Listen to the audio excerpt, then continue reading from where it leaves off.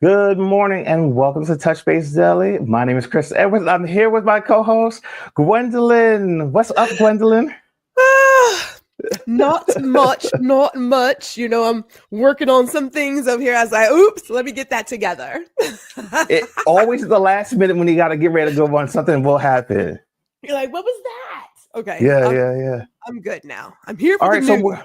okay, so today is Water Cooler Wednesday, and as you guys can see, Mr. Ron Foster is not here, but he is here in spirit, and I know he's on assignment right now. He's doing some big things behind the scenes. Wink, wink. So, Gwendolyn, what's going on?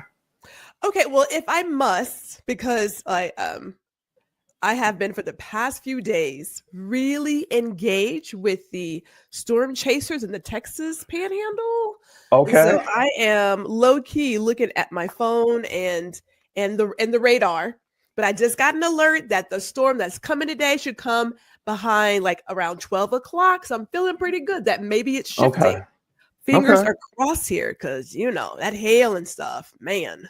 So there won't be any loss of power, hopefully, during this Exactly. I was like, I don't need loss of rebroadcast. power right now. I don't need the loss of power. Yeah, yeah. Okay. So And yourself. it's a big day in the news. But before we even get started, let's say some good mornings and hellos. So at the top spot, our gold person for the day is Mr. Adrian. What's up, Adrian? He says, Woo! I cleared my calendar for this. I am here. He is here today. He's in the building. He's in the back. He's waiting for it to come on to the front stage with the rest of us. Love And it. then we've got Reese. She's in the silver spot. And of course, rounding it up in bronze, we've got Lisa. Good morning, Lisa. How's everybody doing this morning? And then That we've is got awesome. Mimi is in the room as well. Now here's So good the morning. deal. Where is Hannah? Hannah didn't bring in the bagels or the donuts, the coffee. Like, what No, and happened? she's normally here. Listen, I hope Yeah, that Ron not being here scared you off and you're not showing up because Ron's not here. We we're said we good was gonna have a people. show. I like Yeah. bagels and donuts too. I don't do coffee, but I like bagels and donuts too. Listen, I miss a good donut and I miss a New York bagel at that. I miss a Right? good bagel sandwich, especially with my gluten allergy. I can't really just go on the street and pick up a regular bagel, but I still miss my bagels. So let's Yes. see who else is in the room. Um, Jazzy's in the room. Good morning, Jazzy. She says, "Good morning, beautiful people." I hope everyone's able to get outside today, at least here in the Northeast. We're having a beautiful day. I think we're supposed to hit around 77, 80 degrees in the Delaware Valley, maybe even a little bit higher in the New York area, but it is beautiful. I went out this morning around 5:30, did my 4.5 mile walk this morning, got it in. I was going out there. I was probably the only one on the trail. I didn't start seeing people till I was actually coming back. But it's beautiful out. So if you get a chance today, go outside and enjoy this beautiful weather. Because I know we're supposed to be expecting some rain, I think, starting tomorrow, running back until Monday. So Now, what get out there. time do you start your walk? Because I have plans tomorrow to get back to my early morning power walking, slight jogging thing. So I have to admit, over the last several months, I've been very lax. I haven't really been doing it. I only got back into doing my runs and my walks maybe about 2 weeks ago. And I have to give full credit to my husband for kind of motivating me and two of my best friends that don't live here. One lives in Florida, the other one lives in England. And we used to do a group thing where we would all 3 to 5 times a week check in and post our stats on what type of exercise we've done. Mhm. And we kind of got back to doing that now. So we actually have a running list. So every day there's a report of what we've done. And we put it out so we see it. But typically it depends. I'm trying to get back to my old habits. So I will probably go out like around 5:30, Yeah. 6 o'clock. And then that gives me, I normally will do an hour and 14 minutes for if I'm doing a walk for 4.5 miles. If I'm doing a run, I'll typically do it in like 30 minutes and come back. And then I've been adding the gym back into my routine. So yeah, Yeah. around that. What about Understood. you? Yeah. January, February, March was different for the entire family. So that kind of went out the door. But with May, like I read this book. I read this book this past weekend by Seth Godin called This Is Strategy. When I get a good weekend book that talks about the work that we can do and how we are the change, and the work that we put out creates that change. Mm, Get rejuvenated.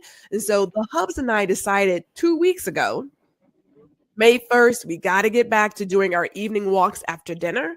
But I was on yes. morning walk along with the Pilates and rowing. And I get up, since we're all kind of going through something right now, we probably didn't want to do our normal something. I'm at a place of it's Q2. We had a lot going on in Q1. Let me settle in, get back to what I do.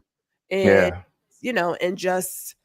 and exercise is great for the mind as well, right? It lets you release a lot of things. In nature, for me, it's so freeing. So Gwendolyn is ready for tomorrow. I got my playlist. I'm going to get into it. You know what I'm saying? Okay. Okay. It's funny. Playlists are really important because I know when I was running really like religiously, starting back in like 2017, I had a playlist that I ran to every single day. And what it was really good for was it helped me keep pace. So when I got to certain areas, like certain mile markers, I knew I should be on this particular song and in this part of the song. So I always knew if my pace was slow or if I'm fast. I'm going to actually get back into that. But before we move on to the topics of the day and get to the water cooler, let's see who else is in the room. Bryson is here. He says, we're just a couple weeks away from the Black Met Gala. Kicks off next Monday. Yes, it does. Even before that, Bryson says, what's up, Chris? What's up, Gwendolyn? What's up, everybody? Happy hump day. We're in the last month of April, heading over to May, or I think I'm going to say the last day of April, heading into May. Yeah, definitely. I can't believe how fast this year is going. It feels like it ain't moving fast enough. That's for damn sure. But yeah. I don't know.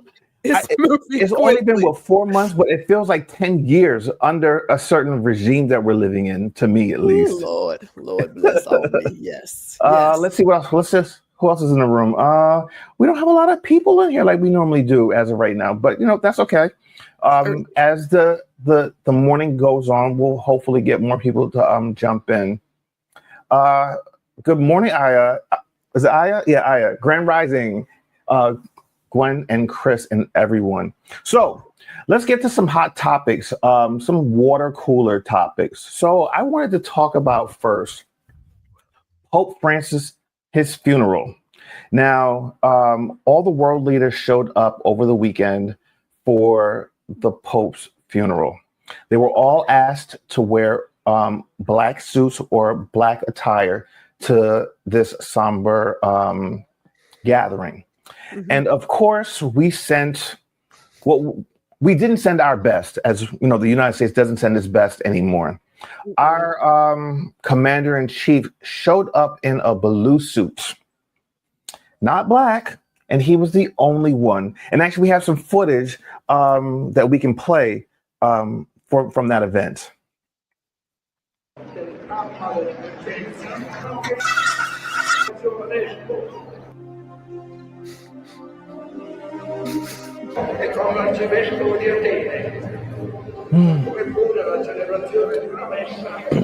It doesn't get any better than that. I'm going to rename him Sleepy Cheeto, the Orange Commander-in-Chief. Not only, all right, let's pause this. Not only did this orange thing show up in the wrong attire, he slept and chewed gum through the service. How disrespectful. Comments? Okay, so here's my comment on that. I believe he is indicative of the mindset here in America that it's all about me. If you think about how people drive, how they operate, the ideas of following any kind of rules of law don't apply because it's all about me. It's America first. It's me first. It's like, seriously, kid, really? It's not all about you. We work in a large environment, every single one of us. No one gets through this world by themselves. Not one. And when you are a guest in somebody's house, you should follow the rules of that person's home. But for this to be a funeral, and people were told beforehand how they want you to dress. Now, I'm in the South. We do a lot of cowboy funerals. So you can come in your t-shirt and your jeans and your boots and your cowboy hat, because that makes sense. We're having a cowboy funeral, right? So come as you are. This was not that service. Yeah. But the fact that you're so old that you've fallen asleep, bliss. Yeah. I mean, they were calling the Biden Sleepy Joe, and I mean, he half the time he wasn't even sleeping. This man was literally caught on camera sleeping. Okay, disgusting. But you know what though? That's par for the course with this guy, this President Tang, as some in the chat refer to him as, which I agree. All right, next topic. So I want to talk about something that was on the Rachel Maddow show last night. And this is indicative of what's going on. We kept saying that, everyone thinks that they're only coming for the immigrants and they're not going to, come for you. Well, people, we've been telling you they're coming for you. And this is a perfect example. I'm just going to read some. Armed federal agents ransacked a home last week of a woman who had just migrated from Maryland. I want to say migrated, moved from Maryland to Oklahoma City. And her husband was going to be following her afterwards. Now, she was there with, she moved there with, it was her and her kids. During the middle of the night, U.S. Marshals, ICE, and the FBI broke into their home and ransacked their home, woke them up at gunpoint. Now, let me state this first. She is an American citizen and her children are Americans. They were awoken out of their sleep with guns pointed at them. They said that they were there because they were there for the property. All right. Now, mind you, she had just moved there 2 weeks ago. So someone had lived there previously. It seems like as if that there were issues with the previous tenants. But still, she identified herself, said that she is not the person that's on the mail that's delivered there. They saw that. They walked away. They took all of their electronics, their phones, computers, and they took their cash that she had on hand. That cash was supposed to be used for food, for transportation, gas for her cars, all those things. And you know what? Let's play a little bit of that clip from the Rachel Maddow show from last night. Kind of all you need to know about this president and his character and the character of his leadership and the government that he runs and what he is doing to this country. Just watch this. Managing your maintenance tasks and your maintenance commercials team can be difficult always from the paper mess. New at 10, a family traumatized after armed federal agents busted into their home as they were sleeping and took almost everything they own. Problem is, they were not the people agents were supposed to be looking for. News 4's Spencer Humphrey is here with their frightening ordeal. Spencer, what's going on here? Yeah, well, get this. That family just moved here about 2 weeks ago from out of state. And this is how their life in Oklahoma got started. They say they told federal immigration agents they had the wrong people, but those agents kept treating them like criminals, even though they're all U.S. citizens. Fear. I did feel at times I felt I was going to die. So much fear. I kept praying. I said, God, please let me live through this moment. Humiliation. I was a zero. I was nothing. Pure disbelief. I just couldn't understand, how is this happening to us? All just for wanting a fresh start. You come to go home and you get treated like this. For what? This woman, who we're calling Marissa, and her 3 daughters came to Oklahoma from Maryland looking for a slower, more affordable pace of life. They rented this house in a nice, seemingly safe northwest Oklahoma City neighborhood. Her husband planned to join them this past weekend, but any semblance they had of comfort went out the window when 20 men armed to the teeth busted through it Thursday morning. I don't know who they were. They had guns. It was dark. All the lights were off. They were federal agents, Marissa says, with the U.S. Marshals, ICE, and the FBI. And I kept asking them, like, who are you? What are you doing here? What's happening? And they said, we have a warrant for the house. They ordered Marissa and her daughters outside into the rain before they could even get dressed. They wanted me to change front of all of them, in between all of them. The thing is, the suspect names on that search warrant were not Marissa's or anyone in her family's. They were, however, names listed on mail still arriving at the house. Former residents, perhaps. We just moved here from Maryland. We're citizens.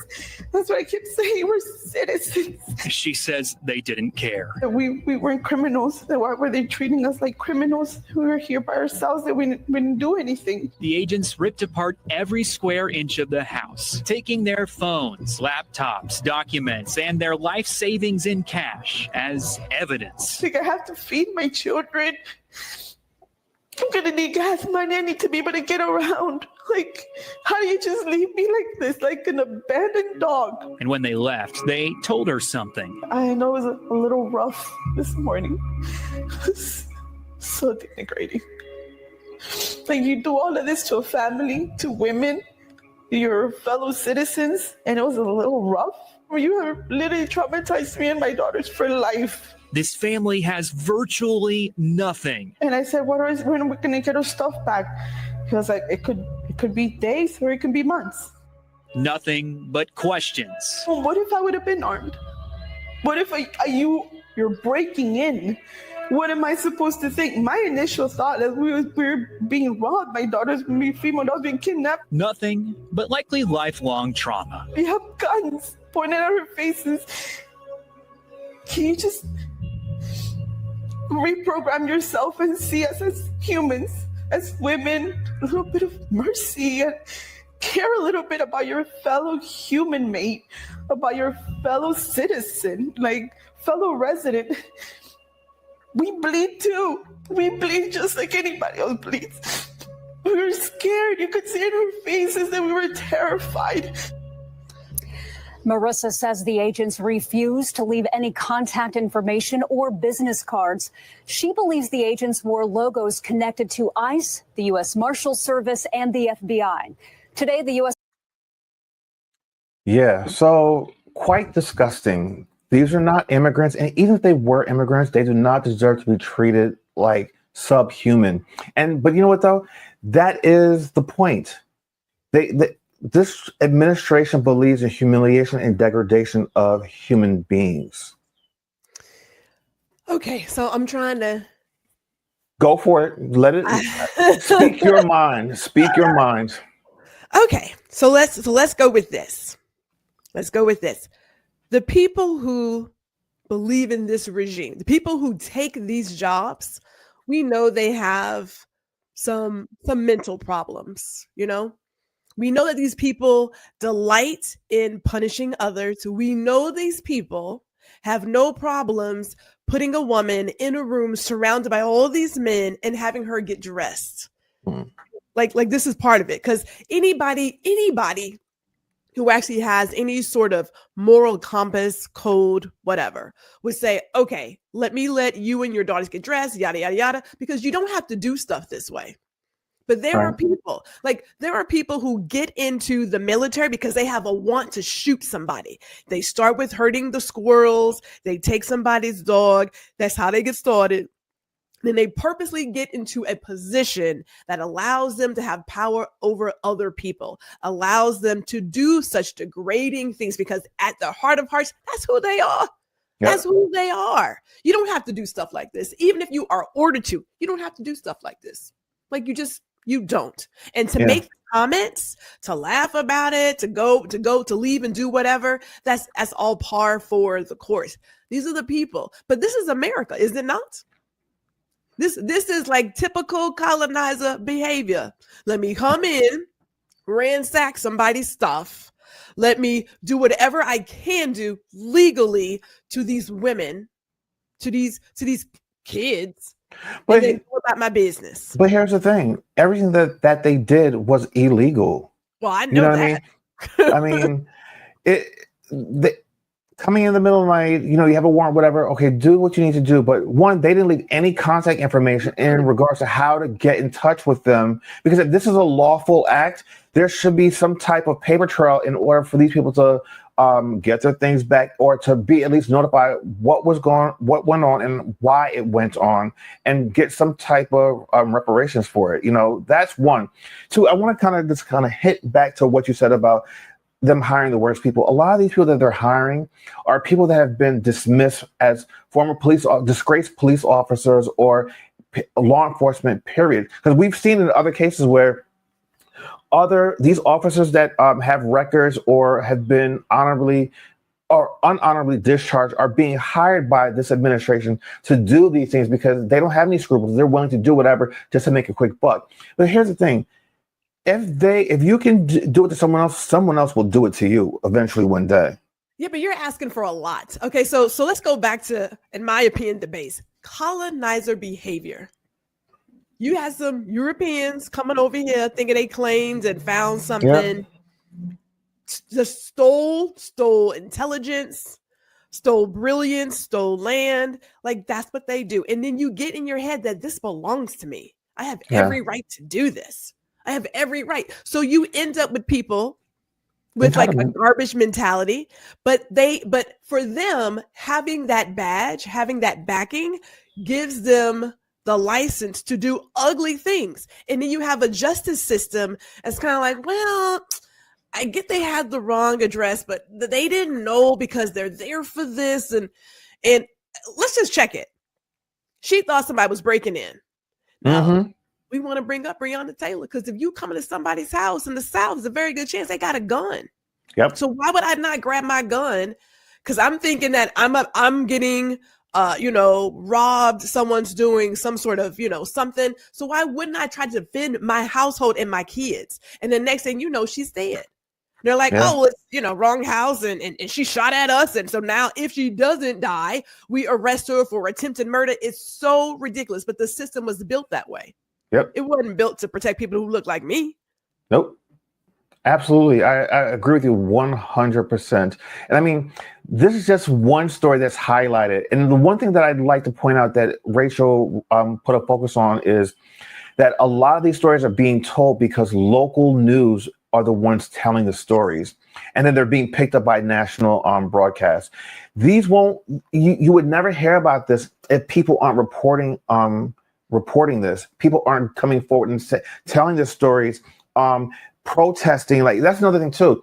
All the protests that we're seeing, they're being covered by local news affiliates, and then the larger broadcast networks are picking them up and showing them. And this is one of the reasons why Trump and his administration are backpedaling and taking back a lot of the things that they're trying to do that are harmful to people because of all the protests. I don't think they anticipated people coming out every weekend and protesting. They thought, all right, they'll protest one or two times, but they did not anticipate the backlash that they're getting now. And what I actually like about it is it's not even us that's protesting, it's them. Well, it needs to be them. Yeah. Wanda Sykes said it on a late night with Stephen Colbert. She said, yeah, as white people, you should be embarrassed. You should be. Yeah. You have to keep protesting. She advised him to go look at like other protesting videos from Black folks from back in the day. Yes. And I get that they say, oh, well, she's a comedian, so they're laughing. No, sister was serious. She was like, yes, she was. No, we will be liking and resharing your posts. All right, Yep. That's the work we're going to do, because we're not getting back out there again. As she mentioned, we are learning the new line dance. We're getting like our fans, our boots and whatnot. We are done for a little bit.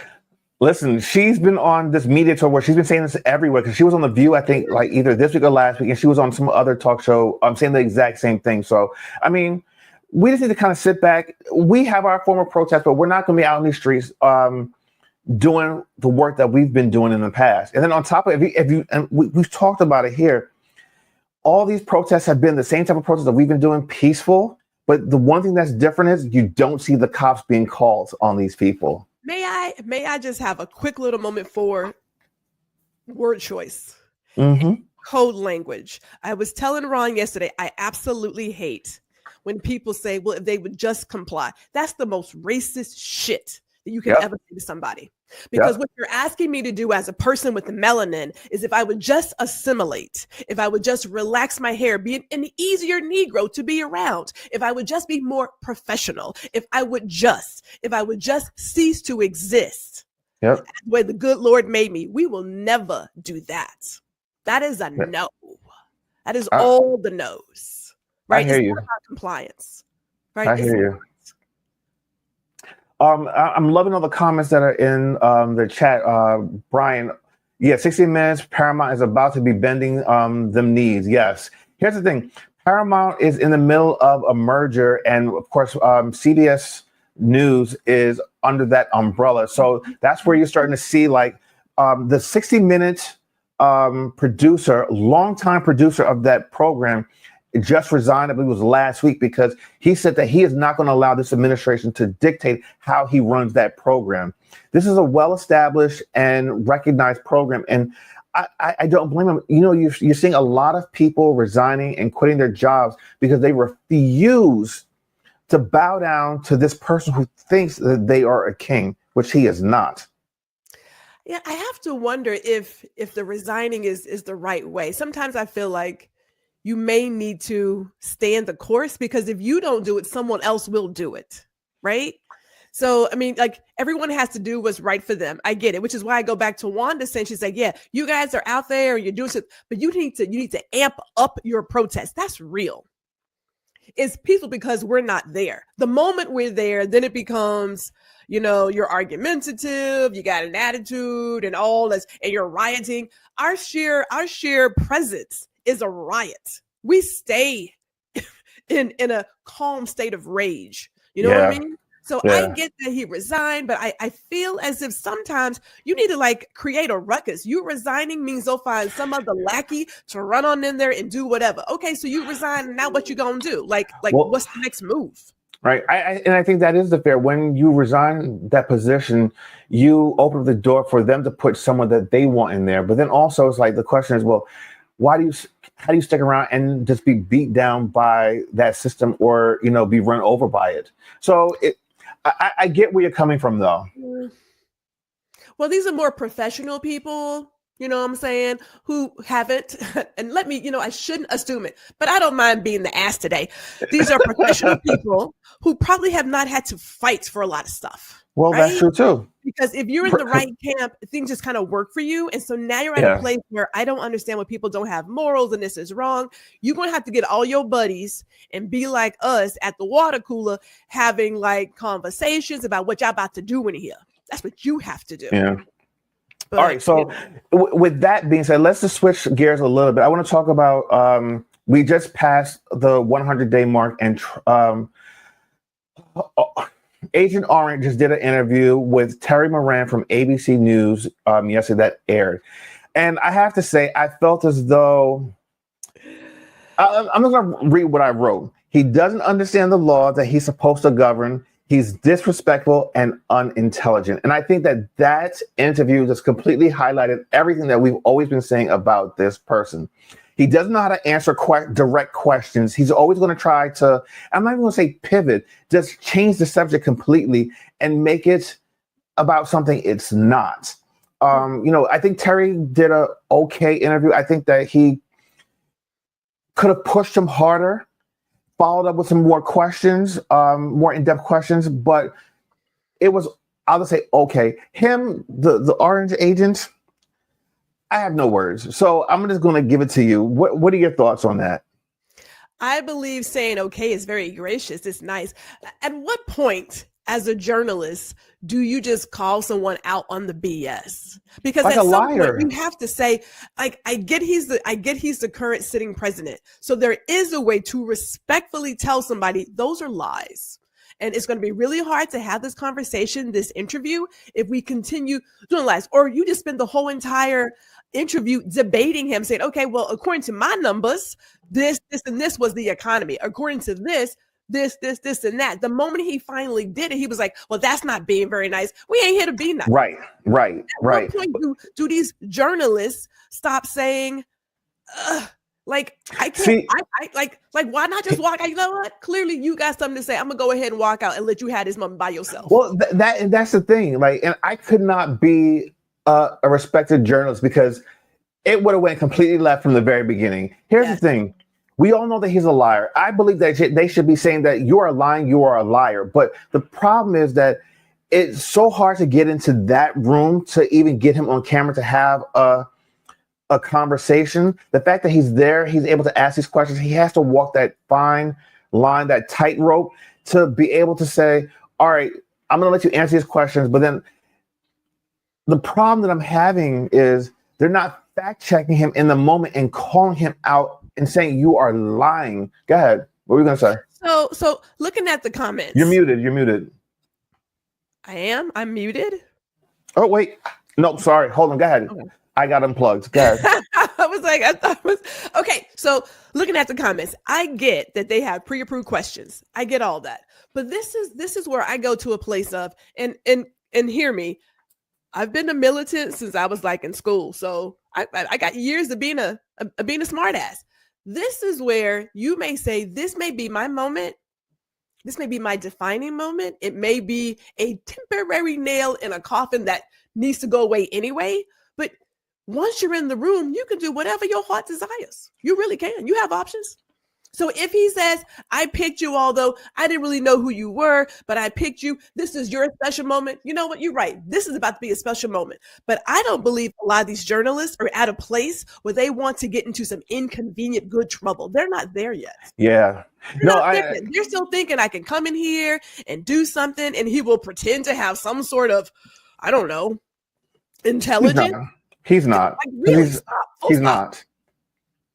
No, I love Dr. Tachi's response. Journalists do need to ask hard-hitting questions, but I think there is also trepidation in the journalism community, which is understandable. But if journalism is to survive, they have to push back. I 100% agree. These journalists need to stop being pussyfooting around him and saying the hard truth. You are a liar. When he's up there saying something, hey, stop lying. You're lying. Yeah. You're a liar. Yeah. And I think this is the problem. They should have been doing this from day one back in 2016 when he was running. If they would have done that, there's no way we would have had alternative facts become a part of our lexicon. It's ridiculous. No. There are no alternative facts. Facts are facts and lies are lies. Point blank. Now we can disagree on things, but a fact is a fact.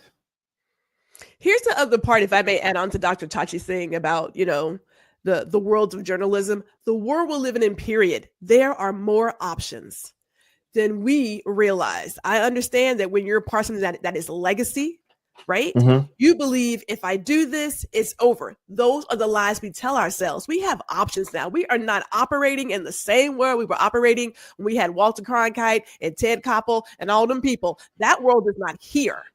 We have options now. People are journalists all over. If mainstream media does not cover the news, someone else will. And they will create a ruckus because the environment says this deserves to be told. The next thing you know, someone's picking it up. There is more than one way to get news out there. I get that this is your job. You got kids to feed. You got your salary, your 401k, all of that. I get it. There is a time when you have to ask yourself, what matters more, my values or this money? But here's the thing. This is why broadcast news and cable news is doing so poorly right now, that they're having to be sold off because these major companies can't afford to keep them because no one's watching them because they're not doing their jobs. And then also it's become entertainment. I'm not coming to you for entertainment. I'm coming to you for the news. If I want entertainment, I'll go watch Netflix. Right. You know what I mean? Right. So let's get to one more topic before we start to bring some people into the room. I saw something this morning. It was on BBC News, and it talked about the first quarter of this year for the economy.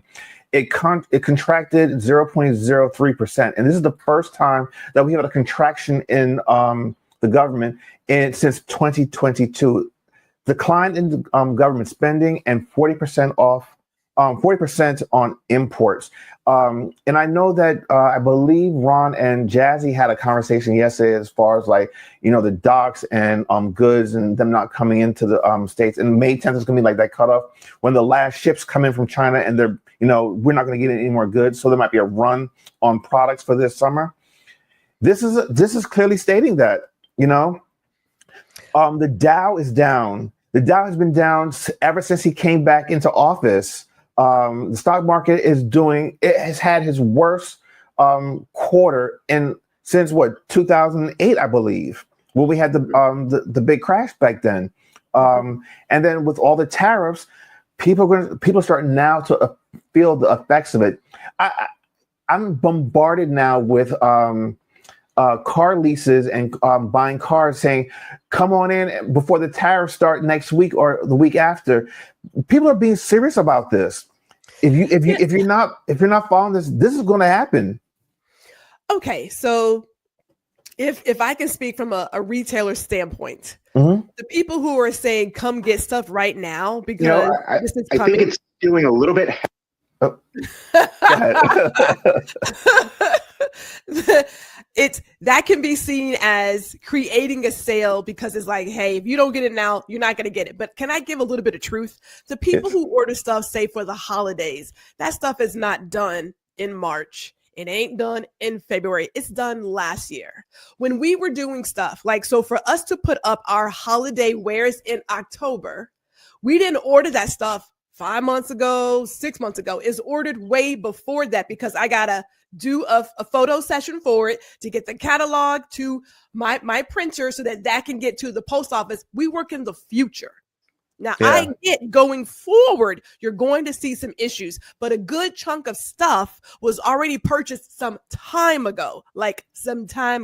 You may not get a football-shaped barbecue pit for Father's Day, all right? And you may not get some other new things that could have been shipped in quickly, but a good chunk of people made a decision last year of what they're going to do for this year.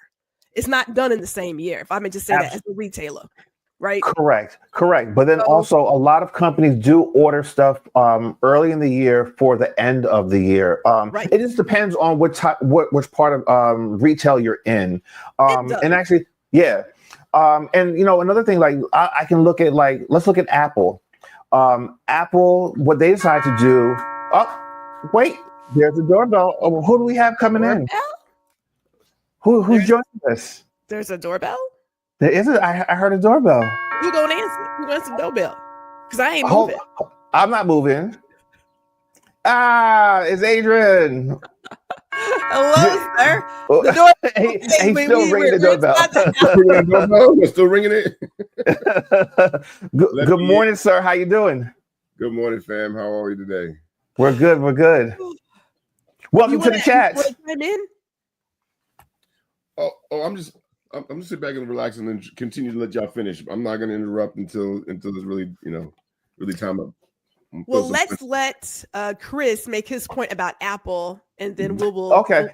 So what I was saying was, Apple, in anticipation of these tariffs, what they did was, they're huge. They're the largest, probably the largest company on the planet right now as far as electronics and in sales.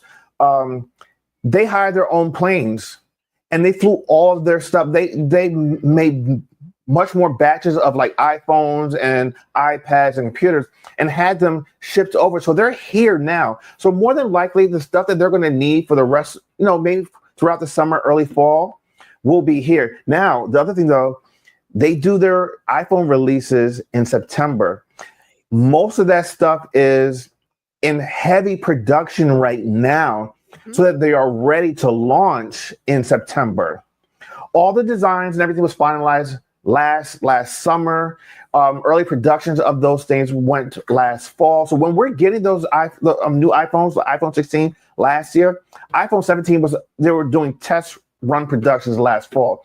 Now they're into the heavy cycle of all the major productions because there's no way you can get millions of iPhones ready to be just shipped out launch day in September. So, what Gwendolyn is saying is absolutely accurate. But then, not every company can do that. Not every company has the money and the manpower to do that.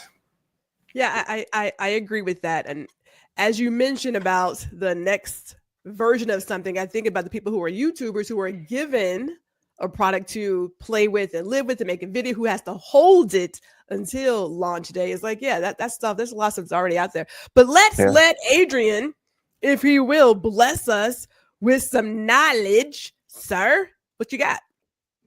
No, actually, it's the point of the whole shipping in them planes and getting them all flued out. Didn't they move the production also from China?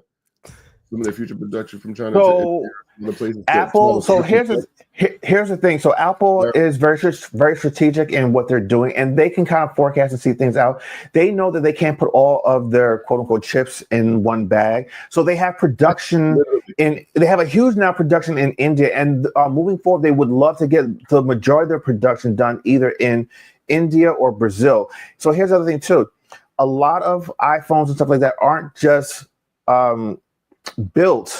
put together in China. They're being assembled in other places around the world.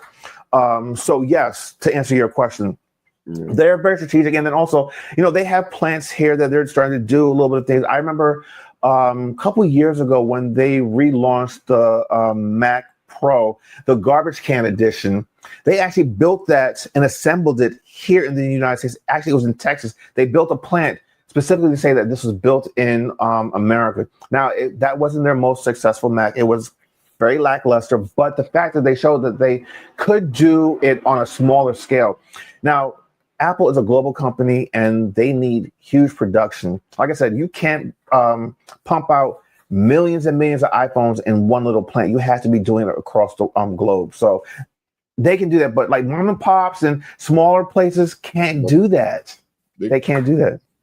No, it can't be done. I know for myself, some of my photography vendors are overseas, right? And so you start thinking, how much can I eat before I have to pass it on to my customer in terms of physical product, because we do physical product, right? It will be interesting. It will be interesting, but I don't. But it's not just the small businesses. It's so hard to put like our foot on base here, only because I'm thinking like, yes, you want to have a great season for the latest, greatest tech device, but people are trying to decide, do I get that or do I get these eggs? Yeah. You know what I'm saying? Like, I just you haven't built your hen pen yet? You know what? Let me tell you, I looked at it. Now, when I was a kid, my daddy gave us chickens. I had a rooster. His name was Louie. We used to call him Lulu.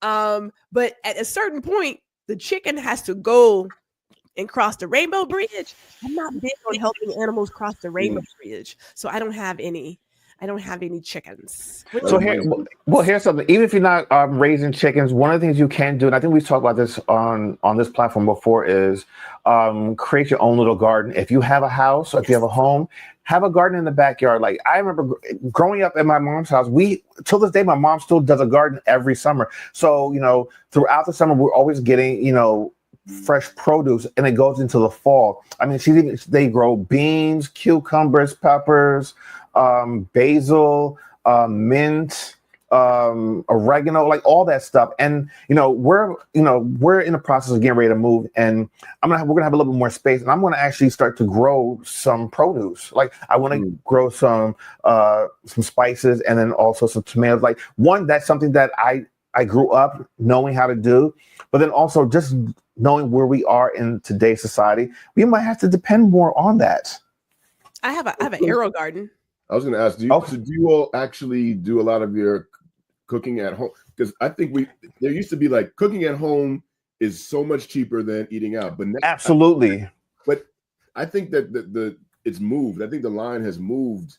Well, a lot of people order, they DoorDash, they do all those things. But here's the thing. It also, I believe, depends on how you were raised. My parents always cooked Sunday through Thursday. Everyone knew Friday, you fend for yourself. The stove don't turn on Friday, so you can go do whatever you want to do. If there's leftovers, you want to go get your Chinese food, that's how you do it. But Sunday through Thursday, we had hot meals, home cooked meals. Sunday meals were starting to get prepared from Friday evening. Okay, that's how Sunday dinners was, and even here. Yes, and you got, especially if you're making rice and peas, you got to make those beans soak overnight for 24 hours at least. So, in my household, my husband is the main cook, but we both cook. So we cook about 5 days out of the week, and sometimes what we try to do, we'll cook, enough that we can have throughout the week, so we're not having to do it because our schedule is a little bit crazy sometimes. But I think a lot of people are going to go back to cooking and eating at home versus taking out, because takeout is expensive, and on top of it, you don't always know what they're putting in your food, and that's a problem. Why I'll just say Americans tend to be a lot more sick than people from around the world, because people around the world, they cook, they grow their crops, and they cook. Americans, we do not. We're all about the fast food. Everything's fast. You know, McDonald's, Chick-fil-A. I mean, I can't tell you how many new Chick-fil-A's that we have around here. I'm not a Chick-fil-A fan.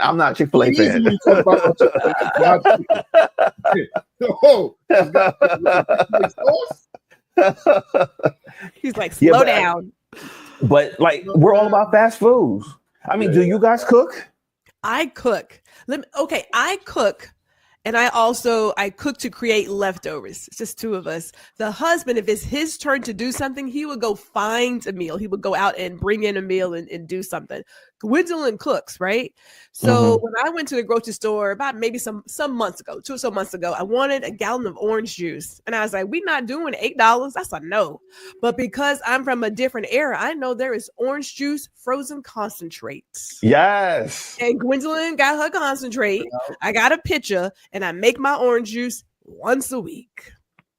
Because I'm not paying for that. It's convenience. I get it's convenient, but I'm not paying that. I believe in concentrate, people. Concentrate in 3 cans of water. I am good. my mom still does. Like, we grew up on the concentrate, and my mom will still do it. She doesn't even need to do the pitcher. She'll just have that in the freezer. If you come out, get a couple of spoonfuls, put it in, make a small. I never thought about that. Oh, that's interesting. It's frozen, so you can do it on demand. We do like HelloFresh boxes where they send you, like it for me it works out because they're giving you everything that you need. And right. We blackify it. You know what I'm saying? We got to add all yes. They don't give you enough of that. And you know, hopefully there's enough for leftovers, but the leftovers are typically lunch the next day. So it's probably half and half. Yeah, I think that this summer you're going to see a lot of people going back to home cooking, and especially now that it's warmer, grilling, that type of stuff. Yeah. Because no one's sure about what's going on. Like, from day to day, you don't know what's going on with this country. So back to basics, as my mother would say. You were making the point about the tariffs and stuff earlier, and how it impacts smaller businesses. But you see how they were fighting Amazon about putting on those tariff prices. I'm glad you brought that up, because it's on the list. And let's talk about it right now. You know, so yesterday, I believe Ron was talking about he mentioned it yesterday about how Amazon was going to be putting on their website the price that they were originally selling for, and then the tariff price. Right. From what I understand, the White House called Jeff Bezos and had a conversation with him, and now he has retreated from that and saying that, that was a mistake. So let's see what happens. But let's be clear. If you go on Amazon right now and you look up a product and it is one price, and then you go back the next day and that price triples in price, you know what that is from. That is from a tariff. That has nothing to do with inflation or whatever, because we've been going through inflation for the last couple of years, and we don't see price increases that dramatic. You see a couple, maybe a couple cents here and there, and maybe $1 or so, but you're not seeing like 3 times the price for something. So we know where that's coming from. And what bothers me is the fact that you can call a company and say, I don't want you to do that because it's going to make me look bad, and then you cow down to them. No, you do not decide my bottom line. You are a business. You're a publicly traded company. You don't listen to him. Exactly. Price transparency. Who would have ever thought that price transparency would be a hostile political act? Exactly. Like, seriously? And ridiculous. When did that happen? And the fact that, so if you think about the people who sat in the conference room, had a conversation, yada, yada, yada, made a decision. Because someone like him should not be in the day-to-day. Absolutely. So you get your friends and be like, say, man, I'm trying to do some things, and you out here doing stuff and it ain't working. And then it becomes, you need to go back and like fix that. Like, so should I not keep my job? Like, didn't you hire me to make really good decisions for our customers? Yeah.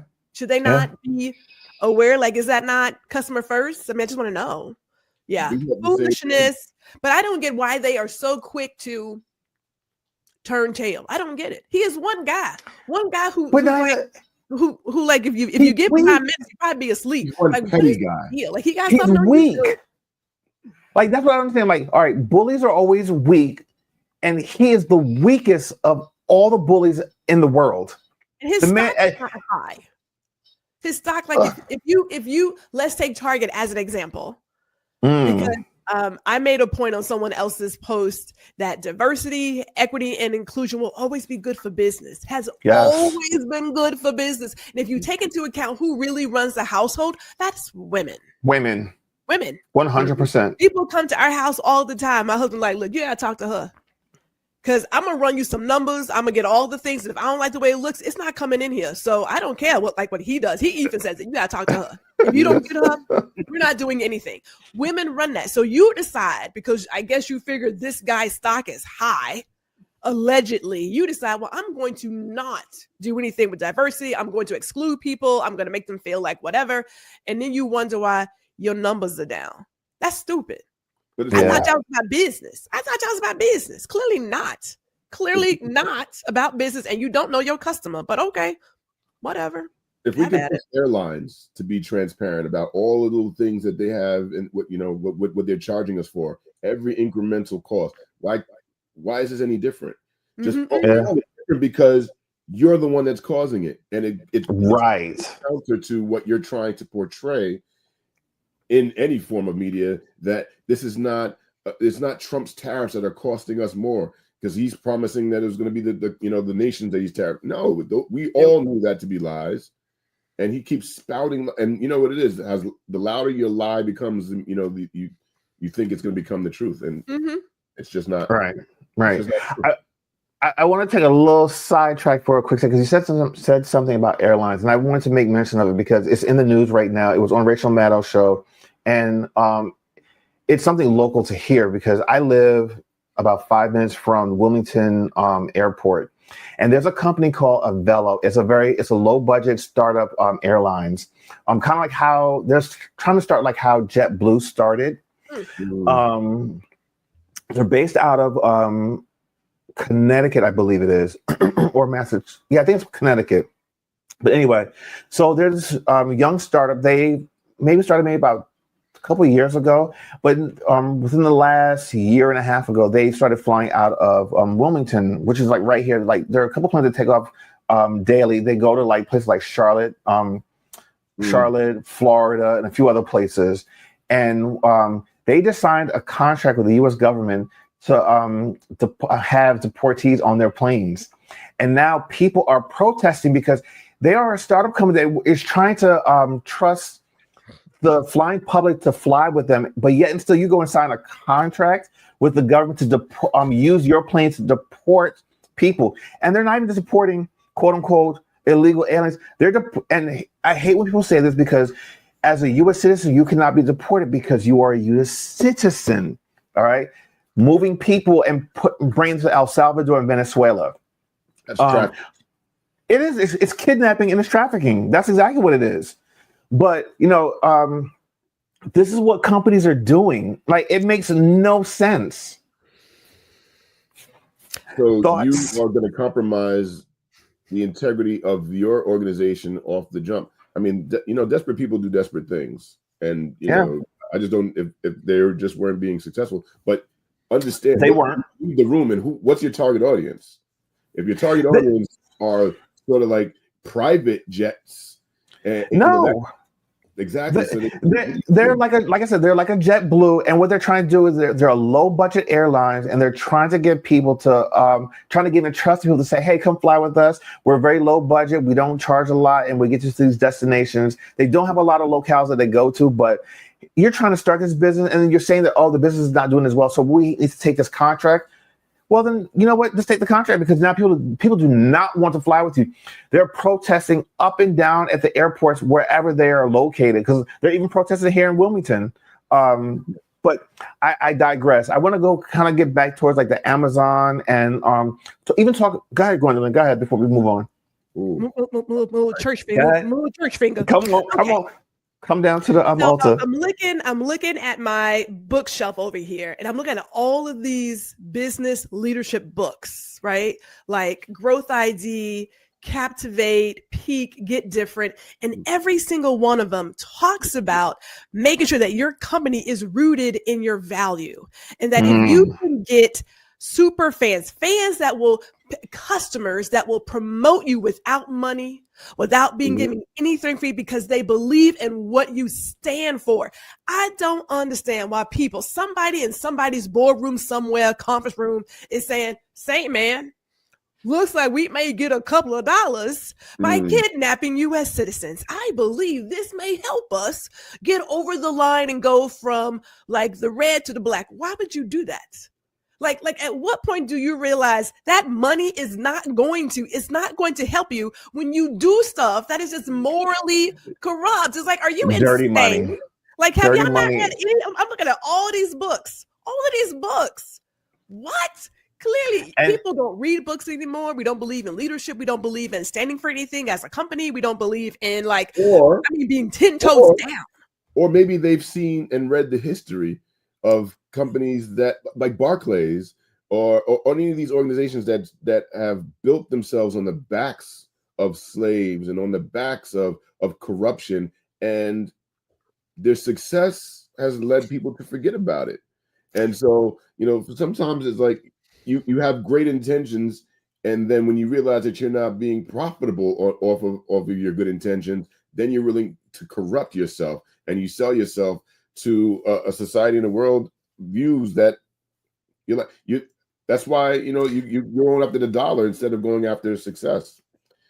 I mean, we've seen it over and over. I was telling your father, I have this huge book of ideas. Like, I literally keep podcast ideas in my head, and I've been sitting on this one idea for a while because I'm still working through it. And the question is, how much is enough? How much is enough? If we all look at how we live our lives, like I look in this room and there's a lot of shit in this room. At some point I thought I needed it, but is it really a need or a want? So for a company, we need to be profitable. I need to make payroll. I need to be able to pay my vendors. I got to do X, Y, Z. Some of it is a nice to have, right? But at what point do we say this is enough? I get that the American idea of being successful is to be a fucking colonizer and consume everything you can, right? I need a biggest house with a 12-car garage, although I only have 2 cars, and I need all the things I can capture because that shows success. That's not. Yeah. You need 8 bathrooms for a 3-bedroom house. Right? Like, make that make sense. So at what point do we say that was a lie? Because at this point, you can just finance your dream. You can lease the Maserati, lease the house, lease the clothes, lease the jewelry, and do all the things and still be bankrupt in all the ways. It's like, I got the money, I'm still not happy. So the question is, how much is enough? Like, really, for these businesses, if you just make, I don't know, let's say $1 million, but your customers are happy. And the people who work for you come in like, I'm so happy to be here, to be with these great customers and do the work I do. Why is that no longer enough? Now, for some of us, it's enough, right? Because I'm not chasing nothing. I'm in my GG season. I got my grandbabies. I'm on the beach. That's where I am. I don't have to be out here hustling, grinding, doing all this stuff for what? I can't take it with me when I go. That part. You all following this hearse. It is not there. Yeah. That part. So the only thing you could take to heaven is your children, because you speak life over them, and hopefully you see them there as well. But big corporations, they're talking about, well, it's my shareholders, and the shareholders don't give a crap about anything, any people. All they care about is, do I see a green or is it red? And if it's red, you better be able to account to why it's red and do whatever you need to do, cut whatever corners you need to do, and get it back to green so that my pockets and my coffers can be good. Yeah. And so that's why some folks they're like, I don't want to sell.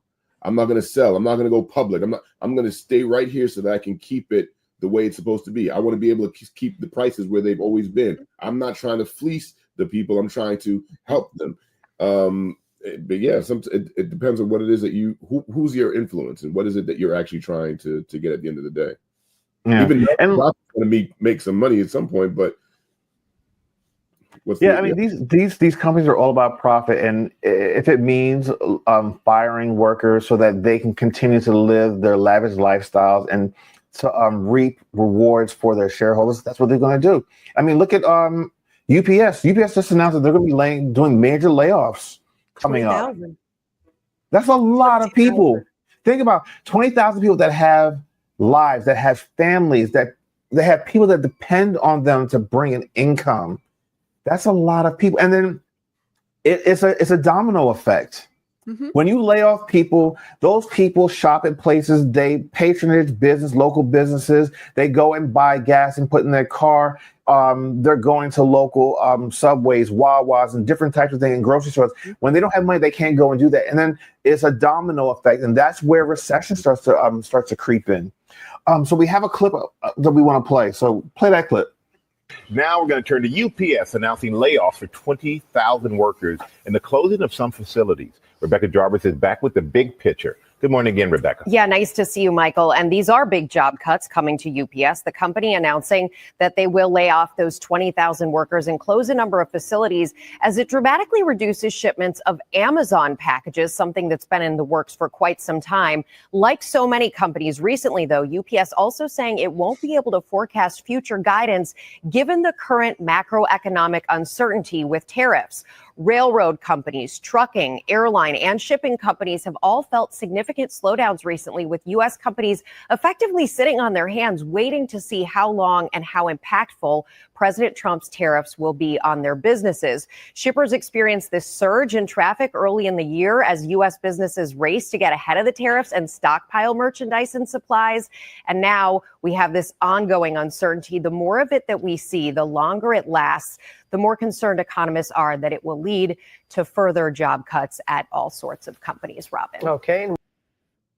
So they brought out a point that was really important, and you hear a lot of companies now, because we're in earnings seasons where they're reporting their earnings for the last quarter.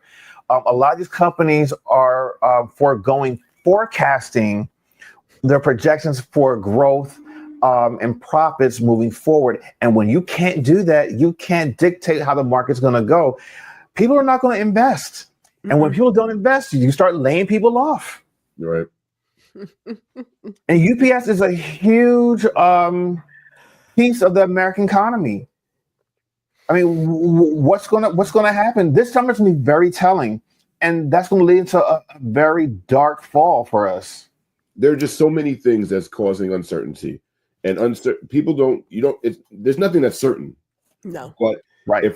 If we're not getting, because of what's happening right now, we're not getting tourism, and we may think, oh, that's not a big deal. It's not like a smaller countries where they depend on it, but it's a big part of our economy. It's huge. In major cities. So if they're not coming in, and there are all these businesses and small businesses that are dependent. Yes. We can't even fathom all of the different areas where people coming in are impacting it. And like you said, there's a snowballing effect. The folks that are in the kiosks, and the people that are doing the ship tours, and then it's like all the different restaurants. And if the restaurants are unsure, then the people that are bringing it in, the farmers, and it has such a long reaching effect. And then it's like, all right, so if I don't know what's going to go on, then I'm not going to be able to travel. And if I can't travel, then that's going to impact the airlines. And if the airlines aren't getting enough, customers, then they're going to raise certain prices. Then they're going to start charging for bags, which it's so crazy that it all starts with the fact that we have somebody that's pulling all of the strings that does not grasp at a reasonable level the downstream impact of anything. None of this had to have happened. He inherited such a great economy, and he is literally destroying it for no reason. Oh, there's a reason. Just because I'm saying he can say, "Look at how great I am at reading." Right. But that's not a reason. That's idiotic. It's idiotic, and it's the ego of one man. Gwendolyn. Okay, so if we go with that, there are some people who like to see people in pain, right? Yes. I will go past a car accident. I will say prayers and keep driving. I don't do the well, let me see what happened. And it's like, I don't have time for that. I get no pleasure in seeing someone else's trauma. You know what I mean? But you got this guy who does want to see himself as doing amazing things. Like when he signed that EO about truck drivers having to speak English, that shit was already there, has been there. Okay. That was not new. It was not necessary. He's about, can someone put the light on me? But the people who co-sign the BS, what's their motivation? Because clearly there is no plan here. We're just doing random stuff, right? You don't get this far without people enabling you in your foolishness. Mm-hmm. What's there? What's their end game? Proximity to power. Yep. That's power. Right. It's like, and like, what does that look like? Like, what does that look like if you burn this place down? What does it really look like? I just want to know, because they assume because of the complacency, well, clearly he must be popular, but he only won by like 1 or some percent. And all the other folks who didn't bother to do anything. So you thought, oh, we really got it. And now you realize you never had it. You got people out here looking to probably like tar and feather their representative at some point. They're like, this ain't working. This is not. It's getting there. Yeah, it's like at what point do you realize you don't have the people, and this idea is not gonna work out for you. Like, grow some cojones, get it together. But I don't. Hey. So Bryson, I think it was that had the picture that's mentioned about Saquon and the Eagles when they went to the White House. I do want to go back to that. Go ahead. Because first off, kudos to all of the Eagles that decided they had other things that were more important to do than to go. And scheduling conflicts. I do find it interesting that none, at least not based on what I've seen or read, not one white Eagle player decided to support the other black players that said, this is not a place for me to be. Mm-hmm. And then you've got Saquon, who has that platform, the ability to say, I stand for something and I'm not going to. But again, like I said with my friends, I put him in the Tiger Woods kind of category where you're an incredible athlete, but you're not, not all skin folk are kinfolk. He's not kinfolk. That part. Mm-hmm. That part. That just made it clear to me. Mm-hmm. Well, I think people will show you the true colors when they get an opportunity to. And he pretty much did. Speechless. I don't get it. That ridiculous comment of, he's in the office and I'm respecting that. Ain't nobody, that's not it. That's the whole deal of you gotta decide at some point, when do you say this is not right? And I get that you have your wife and that's great. And you got your child who will still be seen as black. Understand that too.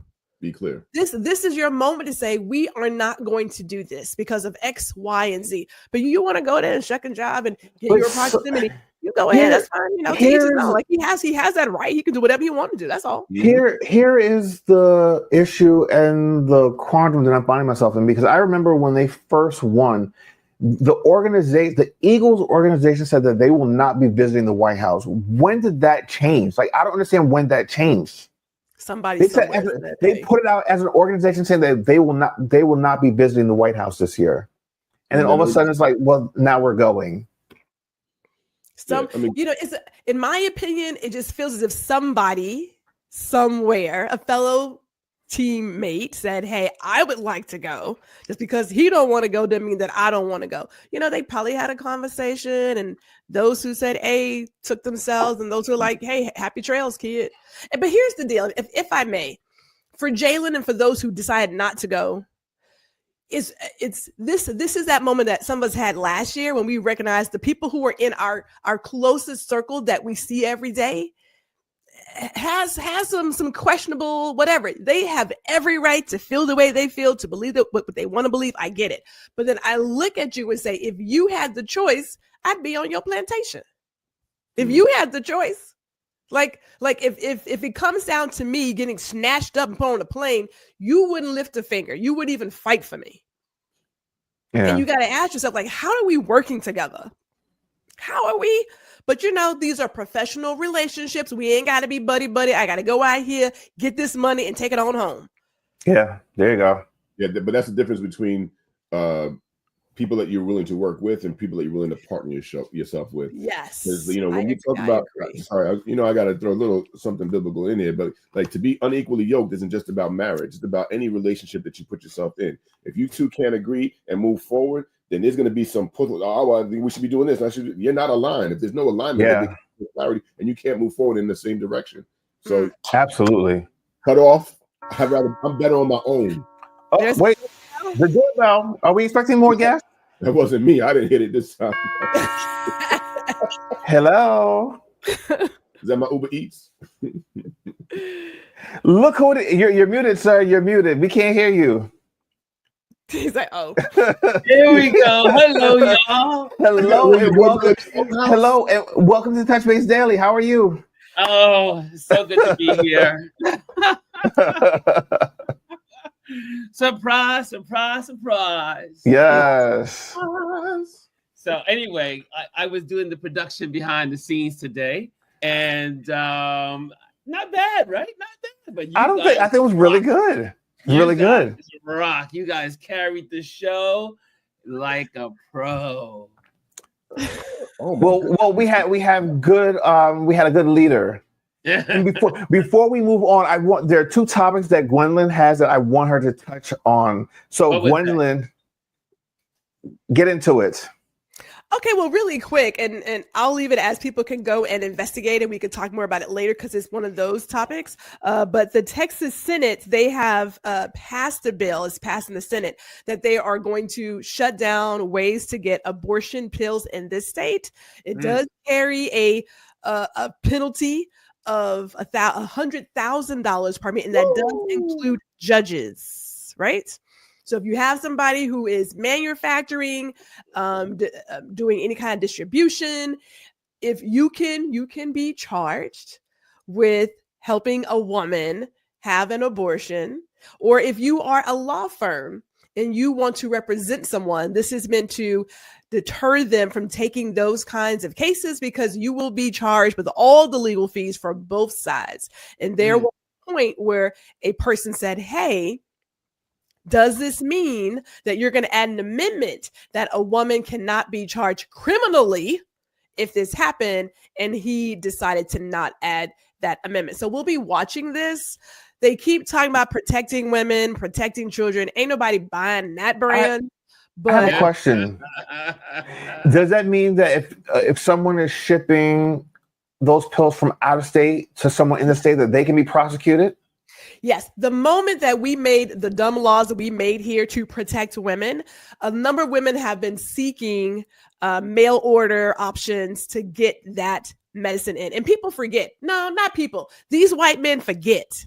Since they don't have a uterus and they don't go through all these things, there are things that have to be done that need that medication to complete a miscarriage. But because you're so ignorant and you don't know about anything, you just feel like I'm in my right to play all the roles and tell you, woman, I'm protecting you, so I'm going to stop you from doing what needs to be done to save you and the baby. That's what that is. Well, they don't care. Wow. Well, anyway, y'all have carried an amazing show. I was watching people in Instagram and all other places, and I was like, look at these folks. Great topics, great shares. And this is where we are. I love what y'all were talking about with the pushback when it came to the interview last night. That was like, I almost went to TikTok and did one of my rages, but I said, no, don't do it. But again, we need pushback. We need all the time. And what is, again, lacking for the mainstream media is the pushback. If they would just learn to fact check this dude and check him in time. Real time. No, Mr. President. No, Mr. President. This is what's happening. No. They had to say, you are lying. People need to start saying, you're a liar. You are a liar. You're a liar. You're a liar. You're a liar. That doesn't even stop him. You saw it in that same interview. Oh, yeah, it doesn't. He tried. Too. And he's like, no, it says it. And the reporter's like, the reporter is even trying to move on. Like, no, it's not. You're wrong. Let's move on. And he's like, no. He's got the tattoos, Mr. President. Let's move on. It was Photoshop. Yes. Let's agree to disagree, he said. And then remember back. And then he asked him, "Why won't you just say that this is like, yeah, I'm not doing it." It's not, yeah, I'm saying because it's wrong. It's a lie. Yeah. So anyway, but I'm gonna have to. You guys, I was like, yeah, baby, you guys can do this stuff. I just love it. I just love it. And Mr. Adrian was on here today. Yes. Dropping knowledge. I really thought Adrian was going to give us more numbers and information when it came to the stock market and the money and all that stuff, because he has great insight of Wall Street and the stocks and the bonds and the downrating of the consumer. He knows all this stuff. I was like, son, why are you talking? I could have gotten into the details, but it's just scary. Let's be clear right now. And you know, the whole point of taking something so that you can get credit for bringing it back up. That was kind of the point I was making earlier too. Is just it's psychotic. And you know, so let me just beat you down. So like it's almost like the military mentality, right? When you go into this, like we're gonna break you down so we can build you up. That doesn't work economically. Yeah, that doesn't work. Again, with the economy the way it is, and again, who the mindset of tearing something down before you've built something that's already to take its place. Yeah. Now it would have been something to say, okay, we spent 5 years building manufacturing plants. We are all set up. Our economies are ready. Everything's in place. Okay, now we're weaning ourselves off of China and all the rest of the world. But no, this is an idiot, and that's all to it. He's a freaking idiot. But the other thing is too. I don't know. Maybe it doesn't sound good to hear, but there are significant efficiencies that we could find in the federal government. Yes. It's not this way. Yes. No. There's nothing business, there's no business sense behind it either. And you can be, well, you know, he's not a businessman. No. And he's hired all the worst people, not the best people, the worst people. And none of the people are experts in what they do. And most presidents hire experts, surround themselves with experts. He said let's not go there, because that's just you don't have time today for that, Adrian. That is let me say clearly who this man. He is a dumb motherfucker. Okay. I'm gonna tell your mama, Chris. Gwendolyn, I said that for you. Oh, I appreciate it. He has no law degree. He knows nothing. No medical degree. He knows nothing. But yet he's making decisions that will affect us and will kill us. And will kill us. Yes, indeed. Well, Chris, you got the last word. I don't think anyone can have any words stronger than what you just had. Look, sometimes you have to tell the truth. You got to tell the truth. So guys, tomorrow we have our Trend Watch Thursday. You probably say, why is Ron here? My photo shoot today with Forbes was they changed at the last minute, so it may be next week. So I'll be doing it. So I had a postponement. So I ended up staying here, but I do have another photo shoot this evening at the Empire State Building. So I'll be busy, but it's a busy day here in my world. But I did use the opportunity to clean up the house and get things ready. Adrian, you and I have to talk about some things and get some things for you. And but guys, thank you so much. And tomorrow again, we'll have our Touch Base Daily Trend Watch, which is all about the headlines anyway. So we'll be here. Chris and I will be leading that tomorrow.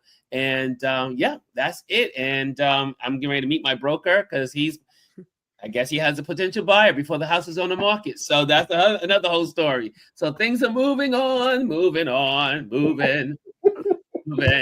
hey, no fireworks. There we go. Yeah. Oh, Ron got it. Oh, Adrian's struggling today. Adrian's struggling. He's struggling over there.